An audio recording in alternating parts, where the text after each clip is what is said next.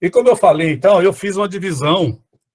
Nós vamos apresentar hoje alguma coisa sobre, principalmente sobre pomo e raiz, mais como, talvez. E na próxima nós vamos falar sobre folha e espiga. E numa terceira nós vamos falar especificamente sobre cigarrinha, tá? E folhas e espiga é muita coisa. Eu vou tentar diminuir o máximo possível para a gente não ter problema. Hoje vai ser mais tranquilo um pouquinho, mas assim mesmo ele é bem compridinho, vamos dizer assim, tá bom?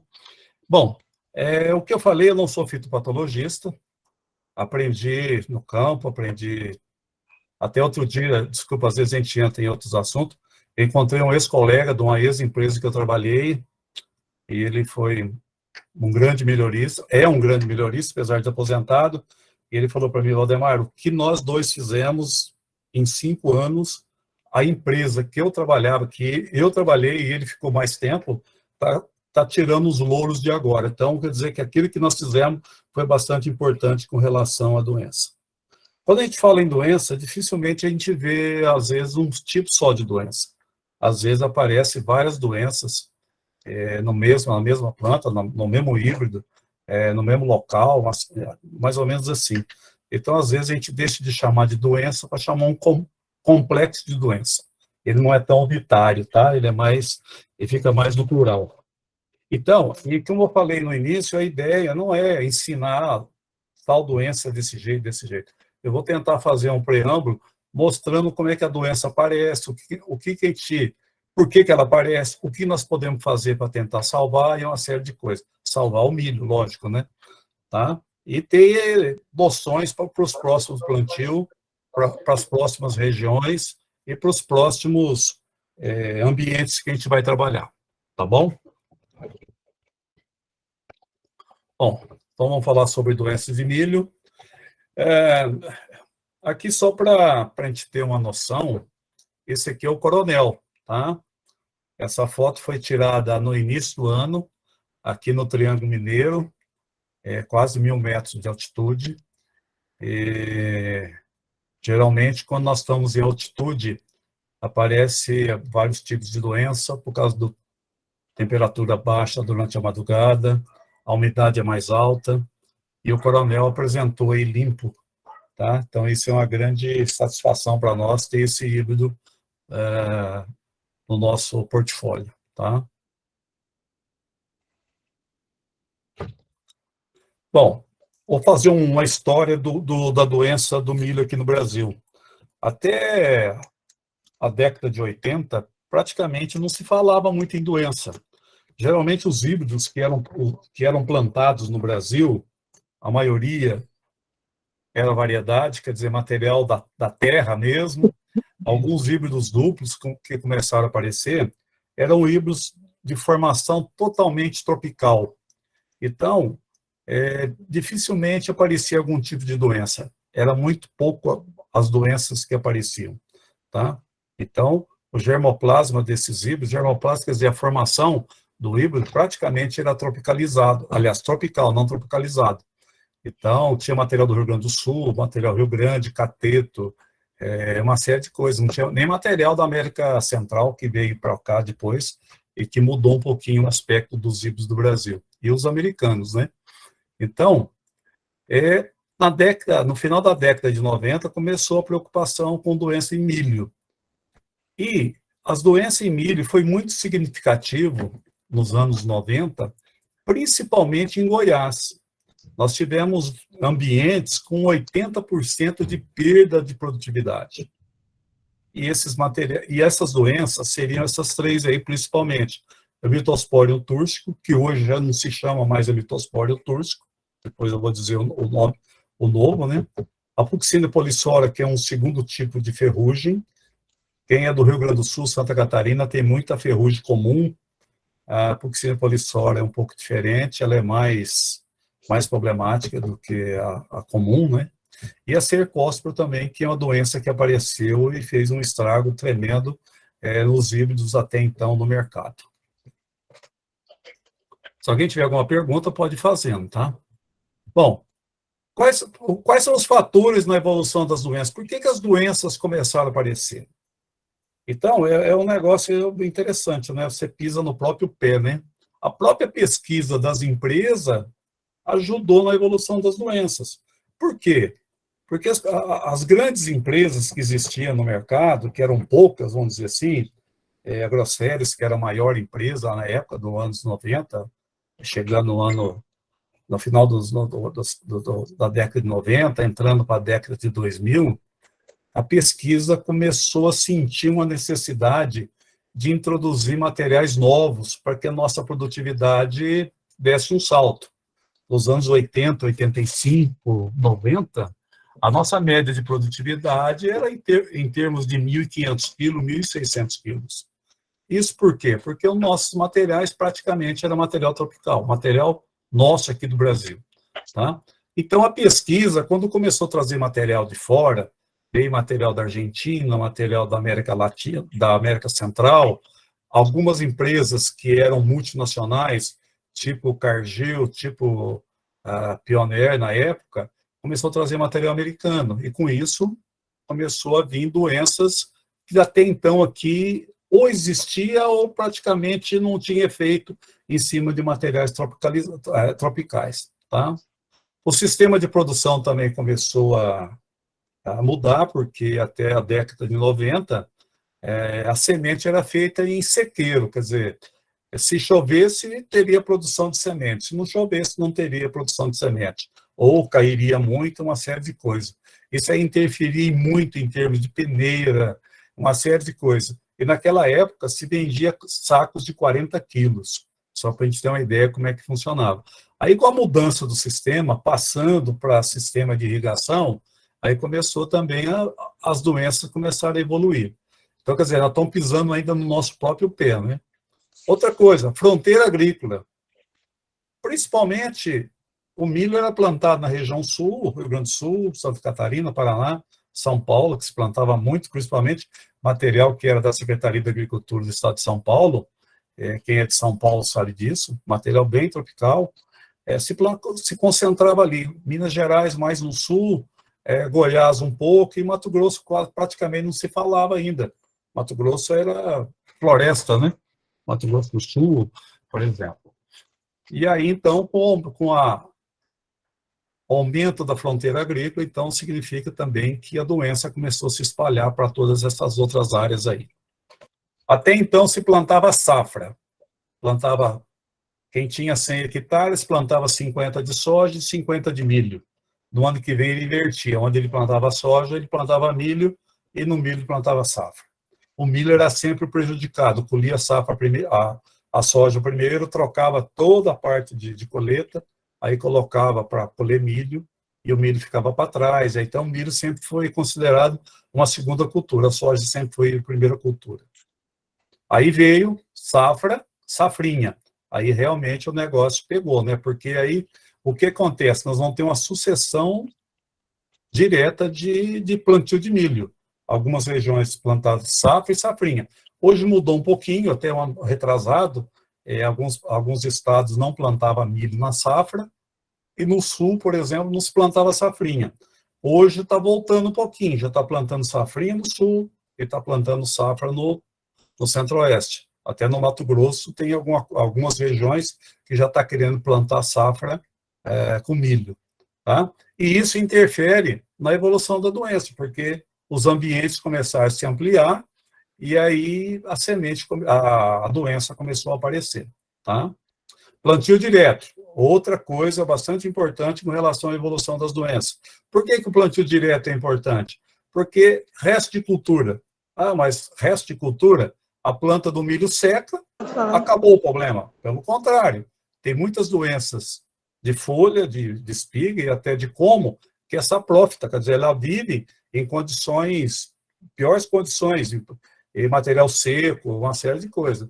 Então, o plantio direto também ajudou na evolução da doença. Aumento de áreas irrigadas. Esse também é outra...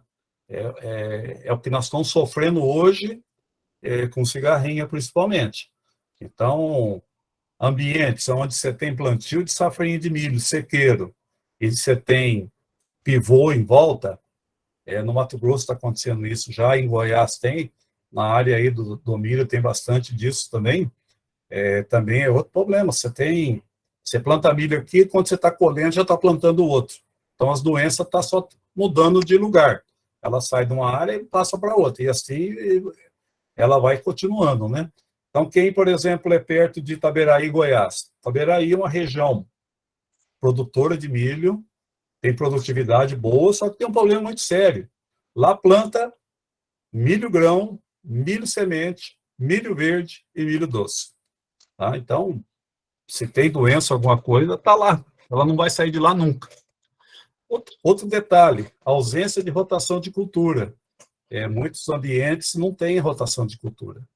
Então, é o caso de Itaberaí, né? Então, você tem que tomar bastante cuidado, porque a doença vai estar no ar, vai estar no chão, vai estar em qualquer lugar nesse ambiente. Materiais susceptíveis, lógico, todos os materiais eram susceptíveis, não tinha teste para doença, praticamente não tinha nem ensaio de doença. Tá?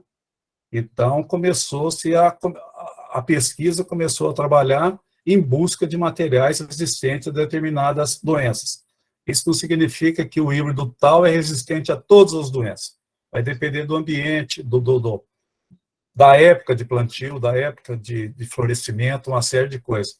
Eu mostrei a foto do coronel, está íntegra, mas isso não significa que não possa ter doença. Às vezes você planta um material bastante suscetível do lado, com certeza ele vai ter alguma coisa. Não vai ser total, mas ele vai ter alguma coisa de doença também nele, porque ele não consegue segurar com um ambiente carregado de doença em volta.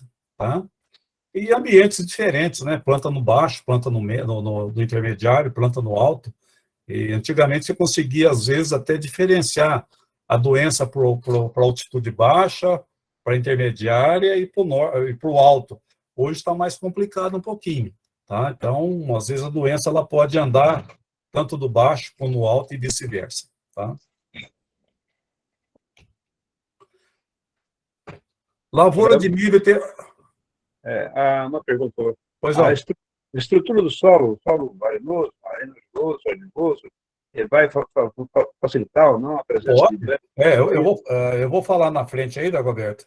Quando a gente falar em doença, aí na doença em si, a gente vai falar sobre solo, tá?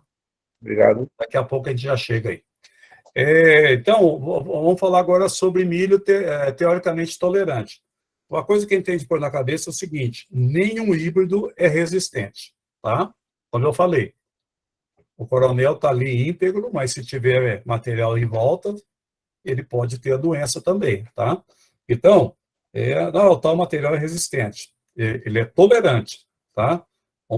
Antigamente se falava resistente, no fim, as próprias empresas tiraram esse termo porque acaba sendo problema. Então, você dá um material totalmente resistente e aparece a doença, aí você vai ter de arcar com as consequências. Então, teoricamente, ele é tolerante, tá? Professor? Pois não. O Denis está com a mão levantada. Quer fazer alguma pergunta, Denis?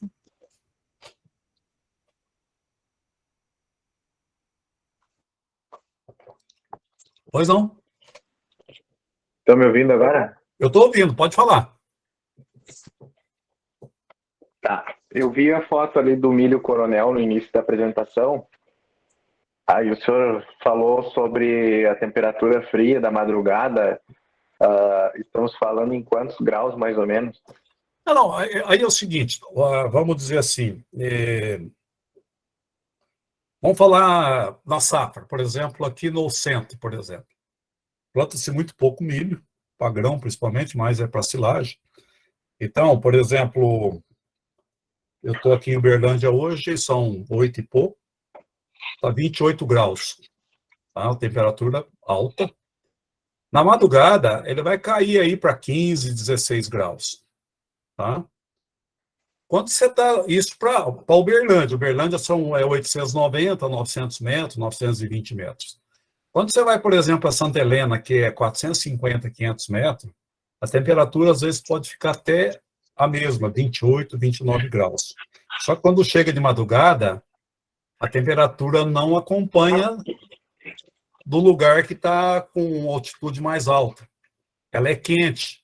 Então, Quando o milho está desenvolvendo, ele sente essa falta. Ela não tem a umidade suficiente, a temperatura não está ajudando ele a desenvolver. Então, o que acontece?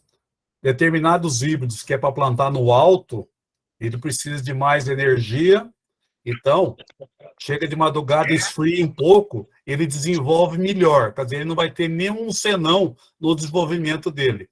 Ao passo que ele está numa região de 400 metros, 300 metros, ele pode ter esse tipo de problema, porque o número de horas entre a máxima e a mínima temperatura, se ela for no alto, ela é ampla, se ela for no baixo, ela é curta.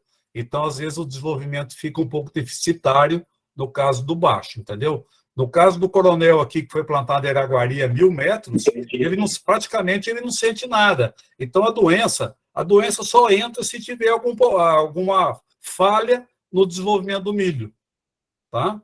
Se não tiver nenhuma falha, nada, não faltou comida, temperatura normal, umidade normal, a doença não vai entrar. Mas faltou uma dessas coisas, ela entra.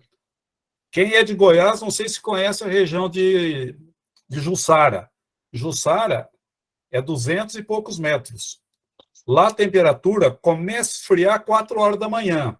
Quando é 7 horas, o sol já está a pino, já está no máximo.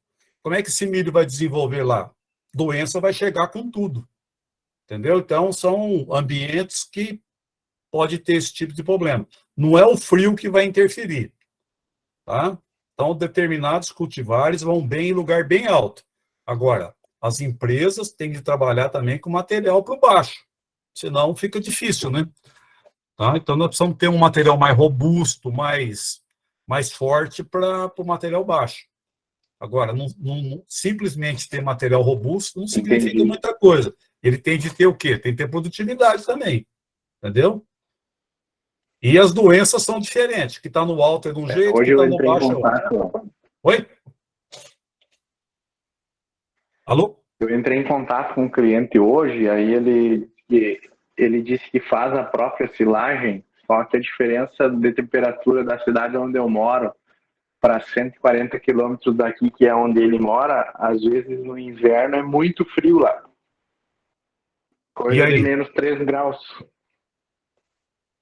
Então, mas aí na noite. Por isso eu tive essa dúvida. Não, então. E aí, tá. Ele está perguntando para plantar silagem, é isso? Isso. Não, ele vai, se for um híbrido que tenha uma certa tolerância a determinadas doenças para esse tipo de ambiente, tranquilo, a produtividade vai ser boa, com toda certeza. Tá? Quem conhece sul de Minas? Sul de Minas é 1.000 metros, 1.200, 900, 700 metros, produz muita silagem. Tá? E temperatura baixa na madrugada. Tá bom? Beleza. Show, obrigado. Então, ok. Com relação ao milho então, teoricamente tolerante, então as empresas têm que trabalhar com cultivares bem resistentes, né? Com relação a determinadas doenças, depende do local, uma série de coisas. Segundo, posicionamento de plantio. Esse é muito importante. Tá? Dependendo do posicionamento, a entrada da doença pode ser facilitada ou pode ser emperrada, tá? Então, isso eu tenho que trabalhar com bastante cuidado. Aquilo que for feito, olha, o posicionamento de plantio para tal área é 60 mil plantas, é 62 mil plantas, até tal data, nós temos de acompanhar, porque se a gente aumentar a população ou diminuir a população, nós vamos ter tipo de problema, tá? Também o número de plantas é bastante importante. Sementes, mais tratamento sementes com tratamento industrial. Até uns 5, 6 anos atrás, praticamente não se tratava semente o plantio. Vinha um tratamento de fábrica, vamos dizer assim, era um tratamento de inseticida muito fraco, como é ainda, e hoje já se trabalha com tratamento industrial. Então, você pode comprar semente simples ou a semente já com tratamento industrial, tá? Isso é bastante importante, principalmente em caso de doenças de colmo e raiz. A rotação de cultura também é bastante importante. É um detalhe, rotação de cultivares. Mas se o híbrido foi bem, por que nós vamos rotacionar ele? Não, se foi bem, vamos plantar ele. Agora, se ele não foi bem, por motivo de doença, nós vamos ter de fazer essa rotação de cultivar, entendeu? Porque, com certeza, no próximo plantio vai acontecer de novo, tá? Armazenamento também é bastante importante. A semente tem que ser bem armazenada. Eu estive andando aí, a gente vê problema com armazenamento de semente. A semente não pode ficar em qualquer lugar, tá? Ela vai pegar umidade, ela vai pegar temperatura muito alta, e isso aí vai deixando, vamos dizer assim, a semente um pouco mais fraca com relação à entrada de doença. Então, nós temos que tomar bastante cuidado. Não é simplesmente levar a semente está aqui, não, tudo bem, daqui 3 meses eu planto. Isso aí não existe. Então, nós temos que tomar bastante cuidado. Manejo. Esse aqui é ensinar o beabá, né? Mas a gente tem de falar com toda certeza, né? Adubação, trabalhar com o máximo possível dentro do tamanho do investimento do produtor. Se ele pode investir mais, vamos fazer um investimento maior. Se ele não pode, vamos estudar que maneira que nós podemos trabalhar com ele para que ele não tenha problema na nutrição dessa planta, tá? Milho nutrido... Oi? Jaime está com a mão levantada aí. Vou te interromper aqui. Jaime, quer fazer alguma pergunta? Oi. Sim, o Valdemar, eu queria fazer ali com a questão do tratamento de semente. Sim. Até hoje já estava conversando com a Juliane, deu um problema aqui com um produtor, o milho está nascendo, está todo branquinho. O que seria, o que aconteceu nesse caso? É o coronel. Eu já estou sabendo disso. Nós estamos buscando mais informações para a gente ver o que pode ter acontecido, tá? Você falou em tratamento de semente. Eu quase que tenho certeza que o problema não é tratamento de semente, mas eu não posso tirar ele fora. Existem algumas outras situações que pode ter feito esse tipo de trabalho, de problema. O ano passado foi plantado o coronel, não teve problema em lugar nenhum, porque existe uma certa percentagem que pode aparecer plantas sem a parte verde, vamos dizer assim, sem a pigmentação. Mas é uma planta aqui, é outra ali, não do jeito que mandaram a foto para mim. Isso aí pode ser uma série de coisas.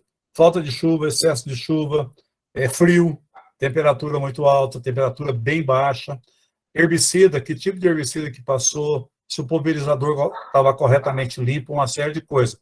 O ano passado eu já tive um problema desse jeito, nós fomos descobrir que o pulverizador tinha outros tipos de herbicida.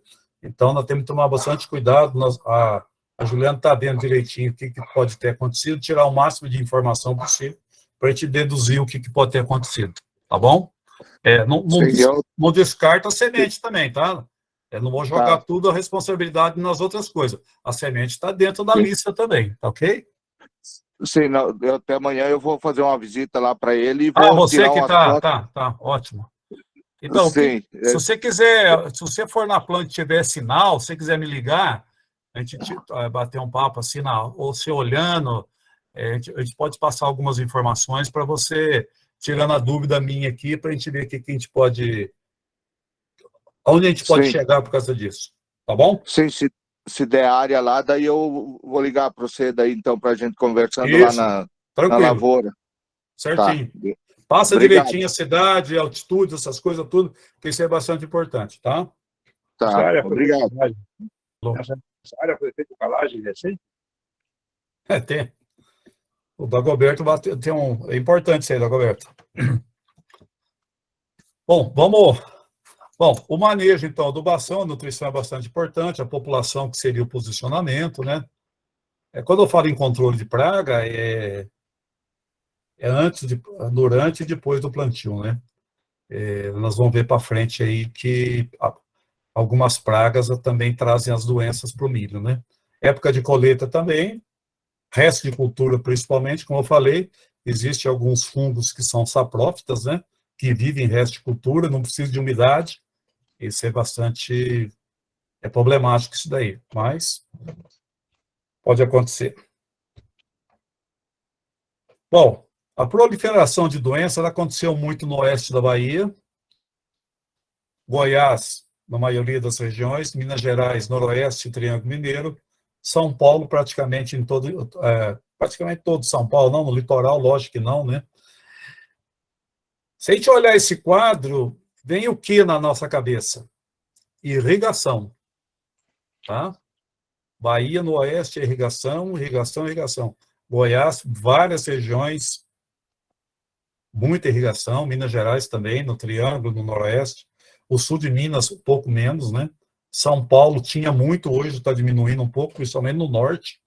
Então, essas regiões foram as regiões mais atacadas por doença, principalmente por causa de início de irrigação. Irrigação é muito importante, mas também pode ser o responsável pela proliferação de doenças. Então, nós vamos ter de trabalhar em conjunto. Irrigação e tratamento de semente e cuidar do material, né? E as empresas fazem isso também. Então, muita empresa planta em irrigado, planta no sequeiro para fazer as comparações, principalmente em relação à doença.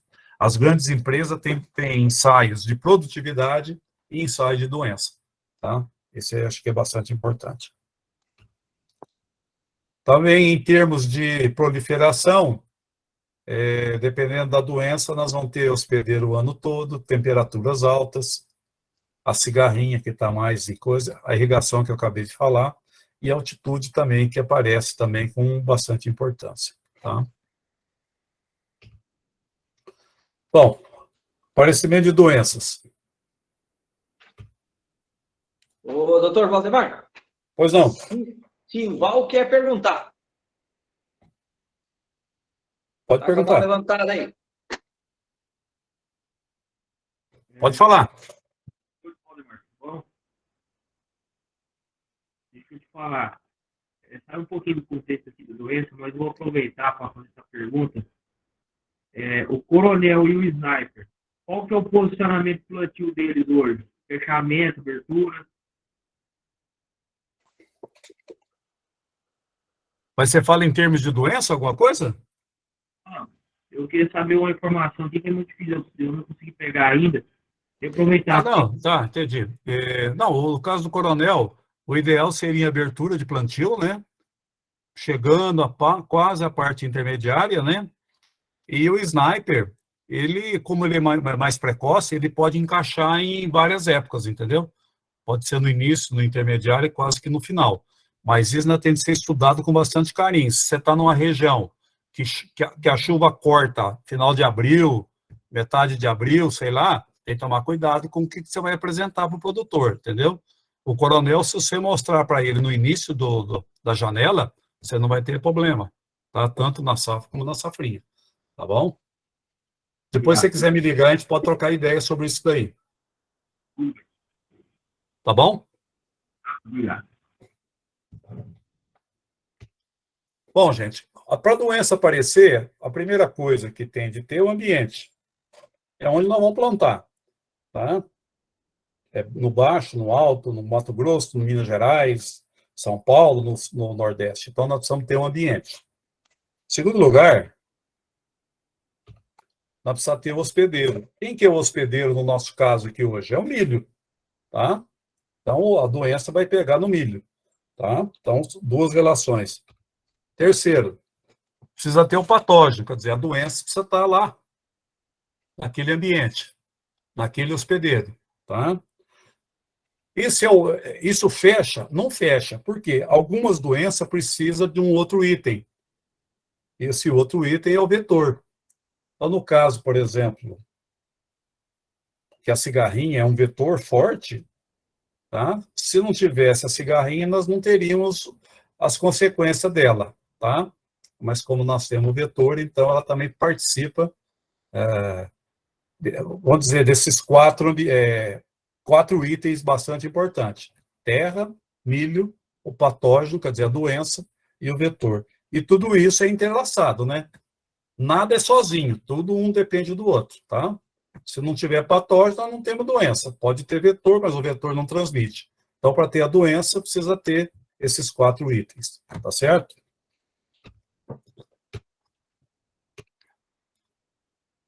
Doenças do como. Na realidade, nós não podemos falar em doenças do como. Nós temos de falar complexo de doença do como. Porque, às vezes, alguns materiais podem ter uma, duas, três doenças e a gente não sabe distinguir qual delas seria, tá? Então, geralmente é um complexo. Então, se você pegar uma planta de milho e levar no laboratório, com certeza você vai ter duas, três doenças naquele tipo de material, tá? Isso não significa que o material é doente sempre. O ambiente também está dentro, vocês viram ali, né? O ambiente é bastante importante, né? Bom, aqui são algumas doenças de milho. Quem está chegando e olhando, de repente, com uma certa... prestar um pouquinho de atenção, tem algumas diferenças, mas se olhar assim, está tudo igual. Na realidade, quase tudo igual mesmo, tá? O como exaure, quer dizer, acaba a umidade dele, ele seca, ele fica escuro, ele torce, ele acama. Então, por isso que é chamado de complexo. E aqui são 6 doenças diferentes. Tá? Bom, a primeira doença que eu coloquei aqui está o como em pé e ele cortado para ver como é que ele fica na parte interna. Tá? Então, é a antracnose do como. Então, ele é um fungo, né? É o coletrócio, né? Graminícola. Esse lobo. A gente chama ele de antracnose do como, fica mais importante. Nós não precisamos saber o nome científico, alguma coisa, a não ser que tenha interesse. A não ser que vai fazer, por exemplo, um laudo técnico. Aí você tem que colocar antracnose do como, entre parênteses, coloca o nome dele científico, tá? Ele aparece em milho, soja e trevos, aquele trevinho. Então, quando você planta milho pós-soja, soja pós-trevo ou vice-versa, se ele aparecer numa cultura, ele vai aparecer na outra, tá? Então, significa que o solo ali está contaminado. Ele vai ficar em resto de cultura e também em sementes. Ele pode ser transmitido também por semente. Quando a semente vem lá do campo e vai para a UBS para fazer secamento, peneira, classificação, ensacamento, significa que ele pode levar o antracnose junto. Ele vai ocorrer em umidade acima de 60%, quer dizer, em época de muita chuva, aí, Dagoberto, em solos que encharca muito, tá? Tem muitos solos que retêm muita umidade, a antracnose vai, com certeza, ela vai aparecer ali. O que eu falei em população, em posicionamento, alta densidade de plantas também favorece o aparecimento de antracnose, tá? Aí, o que nós temos de fazer? Nós temos de trabalhar com cultivares resistentes. Então, as empresas, no caso da Produce, tem que falar, ó, o coronel pode ser plantado que ele tem resistência à antracnose do como, tá?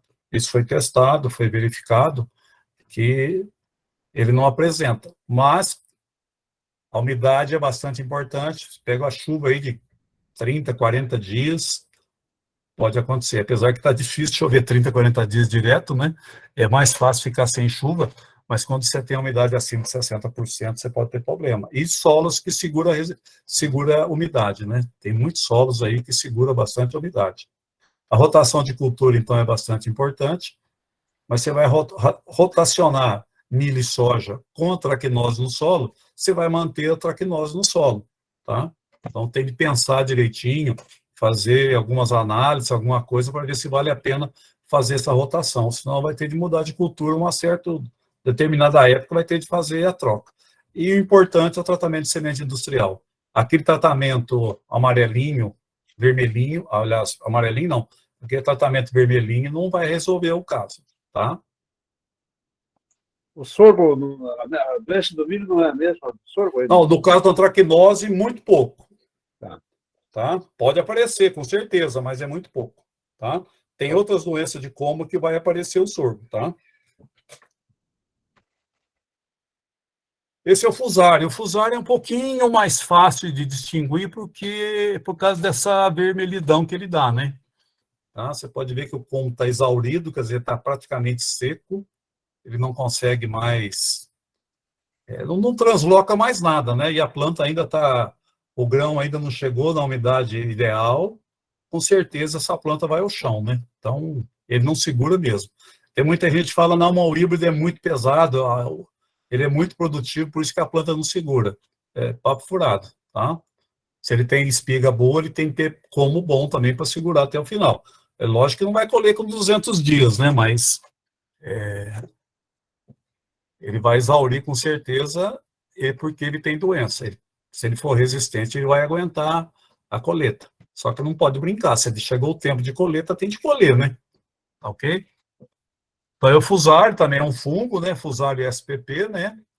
É outra coisa, a alta umidade do solo. Isso é bastante importante, tá? No caso lá do Diego, lá no Mato Grosso, o material lá deu fusário. Uma das doenças foi fusário. E a gente via claramente que o solo era um solo de retenção de umidade. Resto de cultura de milho no solo.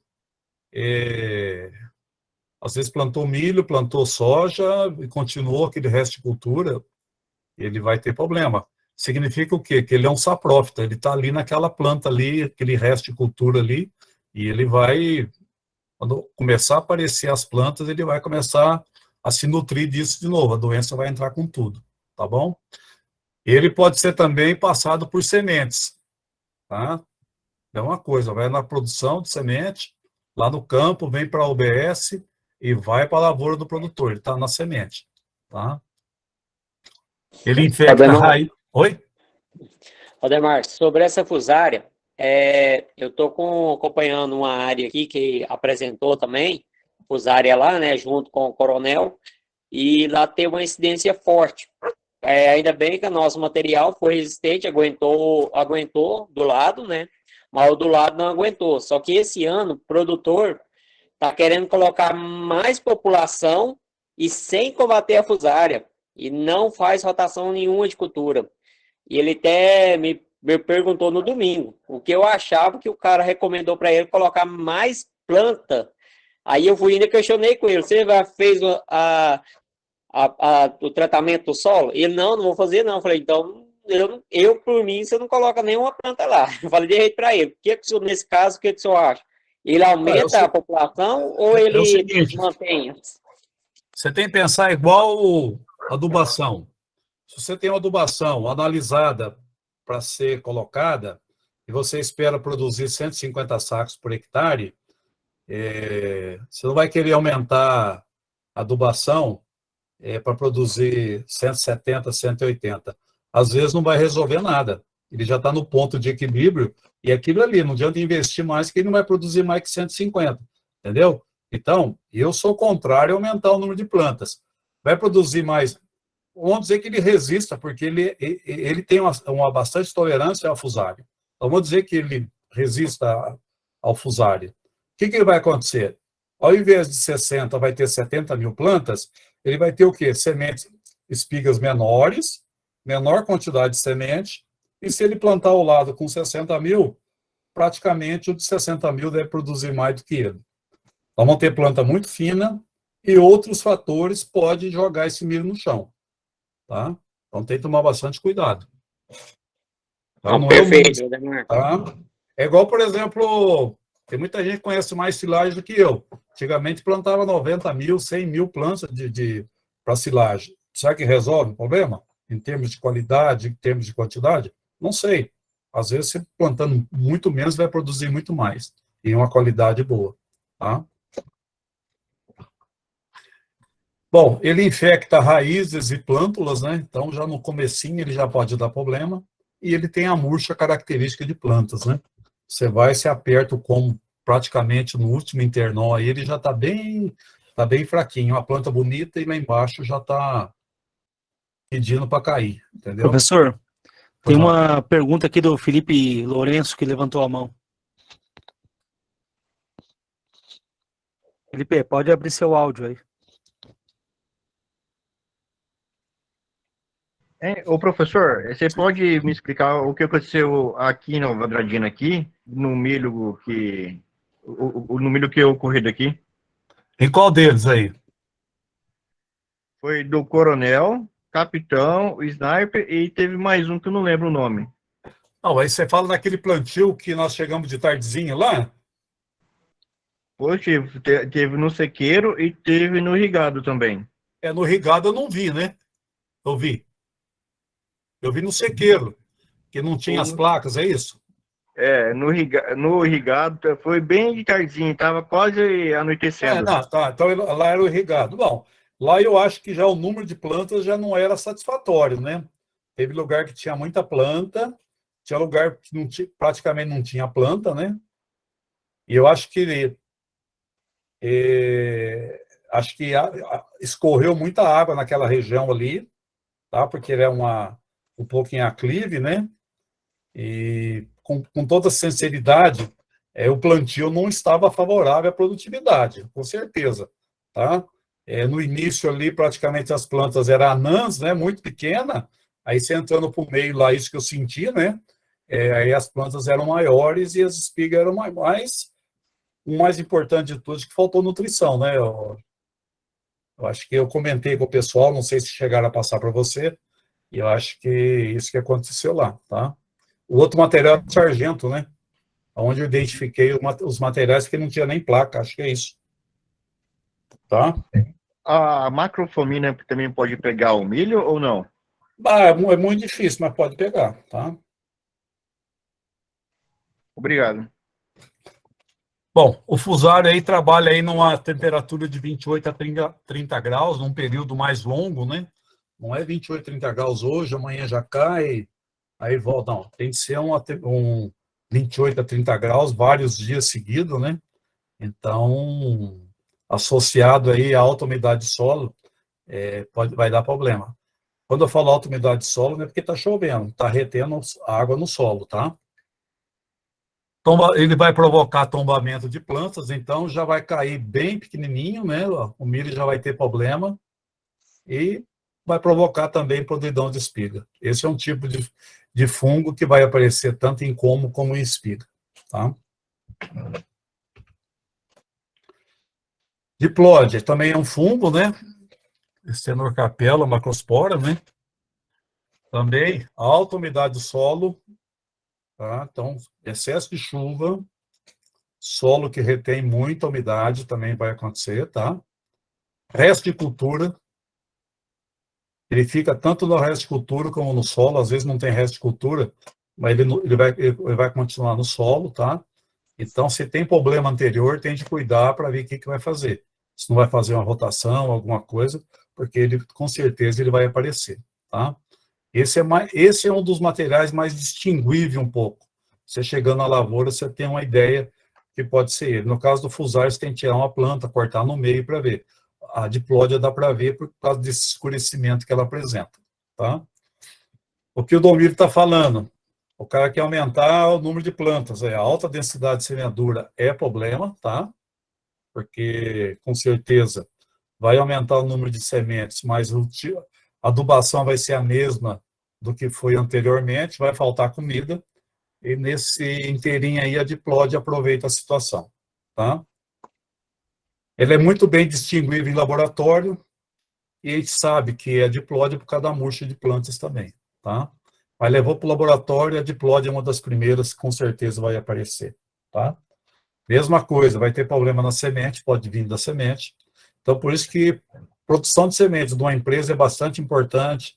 Pessoa que trabalha nesse ramo tem que ter uma visão muito grande, porque senão ele está trazendo problema para nós mesmos, né? Está colhendo já com problema, só que não vê. Na UBS você não vê o problema, né? Porque não é feito o teste para doença, alguma coisa, a não ser que é muito visível. Nós temos de fazer rotação de cultura, trabalhar com material bem sadios, né? Sementes sadias, né? Quando eu falo em sementes sadias, é quando, por exemplo, você colhe um campo de produção de semente, chovendo, o caminhão chega na usina, na UBS, fica 2, 3 dias parado porque não consegue descarregar, tá?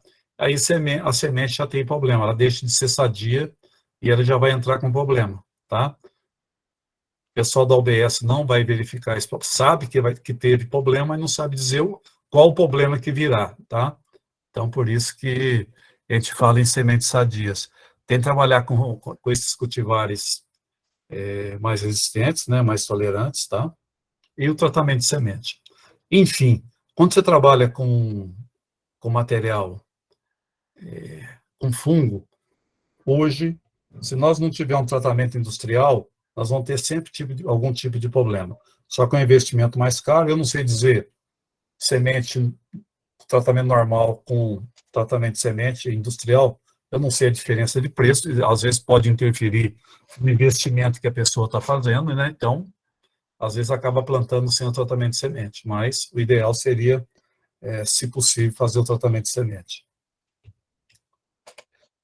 Esse material que também é um material, é uma doença de fungo, né? É o Pithium. Ele é fácil de ser visto, é um dos mais fáceis, né? Porque ele torce o último internó.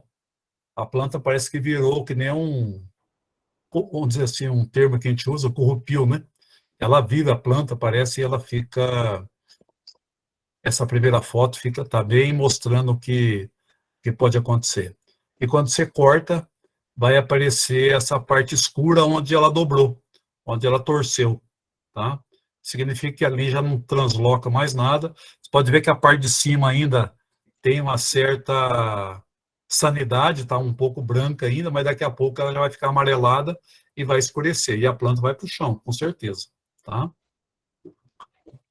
Ela sobrevive no solo, na planta e no solo, tá? Também tem que tomar bastante cuidado. Sempre ataca o primeiro internó ainda verde, então a gente não percebe, porque não é no primeiro momento que ela ataca, a planta já vai cair. Quando ela percebe que a planta começa a perder umidade, é aí que ela começa a atuar de verdade, tá? Porque a planta consegue translocar, e de repente o fungo começa, o translocamento da raiz para a planta vai ficar tudo ali parado, tá? Então, vai acontecer esse tipo de problema. E vai acontecer o tombamento com certeza. Acontece muito com temperatura fixa em 32 graus, né? Se houver uma variação muito grande, 24 para 32, pode chegar até 36, mas voltando, sobe, desce, dificilmente eles não vão ter o Pithium aparecendo. Mas se ele tiver, em alguns dias, com essa temperatura em torno de 32 graus, com certeza ele vai aparecer, principalmente se ele já está no solo, né? A temperatura, quando tiver menor que 13 graus, ele provoca, porque ele já está lá no solo, né? Ele vai dar um atraso na emergência. É um negócio que a gente não sabe por quê, né? É temperatura, mas também tem a ação do fungo aí segurando a emergência do material, tá? Eu falei no começo, é a torção do internó, né? Tratamento de semente, e tem de usar o fungicida, tá? Só que é um negócio meio complicado. Então, hoje se recomenda usar fungicida sempre. Não interessa se vai ter doença, se já está instalado, se no chão tem doença, a não ser que faça análise, nós vamos ter de usar a fungicida, tá? Para tentar proteger o máximo possível. Quando eu trabalhava na parte de pesquisa da SEMPRE, nós tivemos um ano, tivemos muito problema, e nós fomos tirando as dúvidas. Excesso de chuva no lugar, temperatura alta no outro, tem uma série de coisas, o próprio material, até descobrir esses tipos de doença, tá?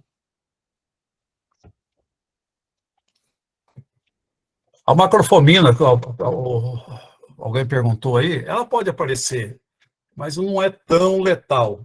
Ele é mais letal no sorgo, né? No sorgo que ele vai aparecer mais, tá? Mas tem alguns híbridos que a macrofomina pode atacar mais, mas desses todos que eu apresentei, esse aí seria o penúltimo, por exemplo, na ordem de importância, tá? Mas é mais difícil aparecer, mas pode aparecer, tá bom? Ele ataca tanto raiz como ataca grão também, né? Aparece no milho, na soja e principalmente no sorgo. Sorgo tombado, você pode ter certeza que a macrofomina está atacando, tá? Aqui é um pouquinho diferente, aqui ele não quer umidade, ele quer baixa umidade de solo. Por isso que aparece muito no sorgo, porque o sorgo geralmente é uma cultura que resiste mais a estresse hídrico. E se ele for não tolerante à macrofomina, com certeza ela vai entrar, tá? Temperatura de 35 a 37 graus, isso você pega mais no Mato Grosso, no norte de Goiás, com certeza. Eu falei agora há pouco de Jussara, onde a sempre tem a unidade lá. Lá era a maior plantação de semente de sorgo, era naquela região. Mas com temperatura entre 35 e 37 graus, que é normal lá, baixa umidade, estresse hídrico violento, a macrofomina pegou o sorgo e praticamente parou de plantar sorgo naquela região. Era uma região muito produtiva. Mas com o passar do tempo, vai aparecendo esses tipos de doença, então nós vamos ter, vai ter esses problemas. Também vive em resticultura, também é um saprófita, né? Se aparecer no milho, nós vamos ter de fazer algum tipo de rotação, tá? Eles se desintegram rapidamente, se aperta o como, ele estoura rapidinho.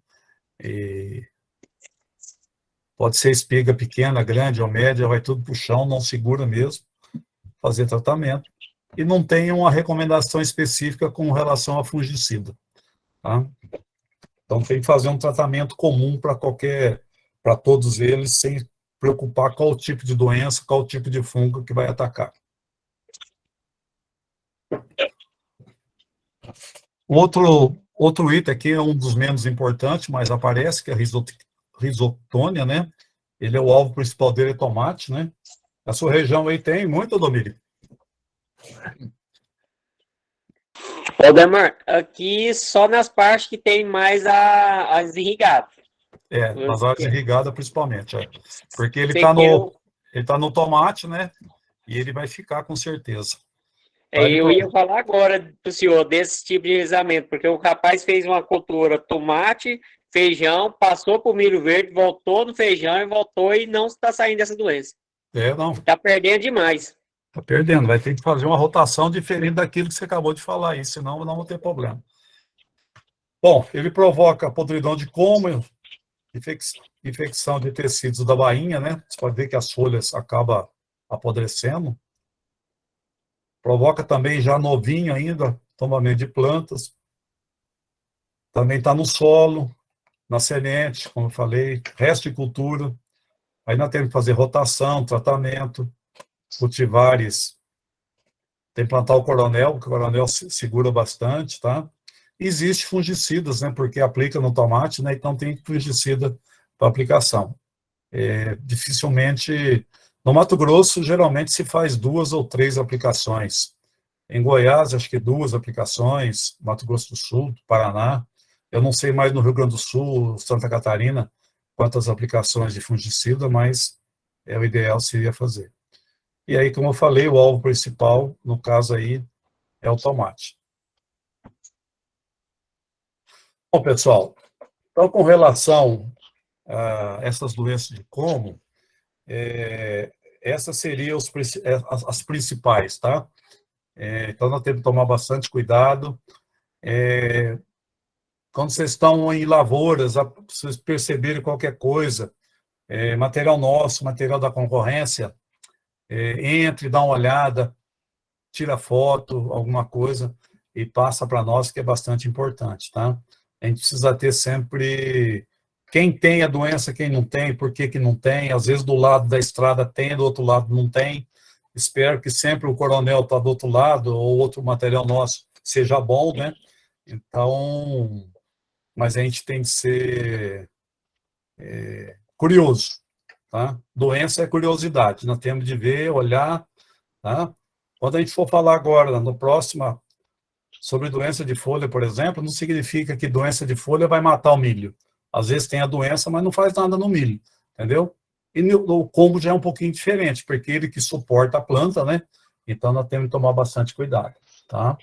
E é um investimento mais alto, né? Então, quando você pega grandes produtores, como no Mato Grosso, mesmo em Goiás, eles já têm dentro do orçamento deles a aplicação de determinados números de fungicida. Eles não estão preocupados em qual material, qual o fungo. Eles já fazem para ter segurança, tá? Então, é mais um efeito profilático, vamos dizer assim, tá? Então é isso que eu gostaria de mostrar para vocês hoje, tá? E se alguém quiser conversar comigo depois diretamente, fica à vontade, qualquer hora eu estou à disposição, tá? A não sei que eu estou na estrada, aí fica difícil para mim, para parar carro, essas coisas, mas eu vou responder com toda certeza, tá? Como eu falei aqui, a gente vai continuar agora com doenças de espiga e de folha na próxima, né? Que já é um pouquinho maior, o número de doenças é um pouquinho mais. E aí, para tirar um pouquinho só eu falando, eu vou apresentar um slide aqui, e é o seguinte, como eu vou falar sobre doença de folha, eu gostaria que, mostrando o slide, a partir de, a hora que terminar, se quiser, me passando para mim, para o meu WhatsApp, que tipo de doença é essa que eu estou mostrando, que eu vou mostrar agora, para ver o conhecimento do pessoal com relação à doença, tá? É uma doença só,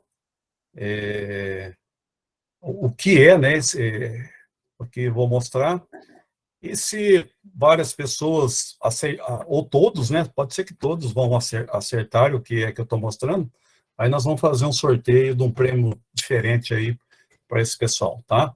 Gostaria que todo mundo passasse para mim, pelo menos uma vez só, né, não pode, senão o telefone não vai aguentar, tá bom? Pessoal, então, eu vou mostrar. Ó, só revisando com vocês.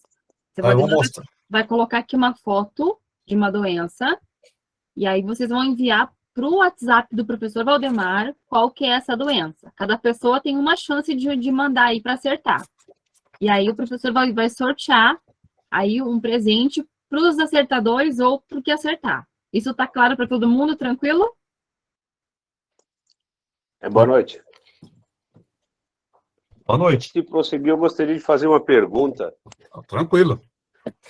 Com relação às doenças de como, é falado muito em rotação de cultura, e a gente sabe que tem N patógenos e N hospedeiros, certo? Sim. Dentre essas doenças aí principais que foram citadas aí na palestra aí, existe alguma determinação de tempo que esse patógeno pode ficar, ou até mesmo na palhada, ou no solo, algum tempo estimado de anos? A gente sabe, vou fazer um paralelo com a soja, com o mofo branco, por exemplo. A gente sabe que tem históricos de 10 anos, por exemplo, que a gente teria que fazer uma rotação de uma cultura que não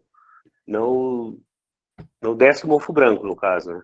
Certo. Teria alguma relação aí, essas doenças principais do milho? Existe uma relação, mas eu não, com toda a sinceridade, não vou dizer quanto tempo. Certo. O problema é o seguinte, por que aconteceu isso? Porque antigamente, o que acontecia? Arado e gladiava todo ano. Então, palhada praticamente não existia. Você estava jogando a palhada para o fundo e a palhada desintegrava rapidamente. Hoje, com o plantio direto, enquanto a palhada está ali, o fungo, que é saprófita, vai estar ali. Ele está quase acabando. Se tem palha seca ali ainda, de 1 ano, 2 anos, ele vai estar ali, tá? Mas ele vai perdendo a intensidade de ataque, entendeu? Às vezes já não vai fazer mais efeito, já está praticamente desintegrada aquela palhada seca, né? Então fica mais difícil, mas ela vai durando o tempo que for necessário, tá? E solo também. Por isso que hoje, antigamente, quando começou o plantio direto, falava-se o seguinte: 2 anos de plantio, arado, mais 2 anos, arado. Hoje já não se fala mais isso. Teve gente que está plantando quantos anos sem mexer no solo. Então, quando chegar um momento que já não tem jeito mais, tem fungo direto, nós vamos ter de mexer no solo, principalmente no solo. Ou enterrar essa palhada, ou dar uma mexida no solo, jogar essa terra para o fundo, trazer uma terra nova para cima, né? Porque ninguém vai passar fungicida antes de plantar, né? Se tem praga, tudo bem. Vamos jogar, vamos aplicar algum inseticida, alguma coisa. Agora, para fungo é mais complicado, né? É um investimento mais alto, né? Compensa? Se compensar, tudo bem, senão... Tá ok? Tá ok, doutor, obrigado. Bom, o que eu queria mostrar para você é isso daqui, ó.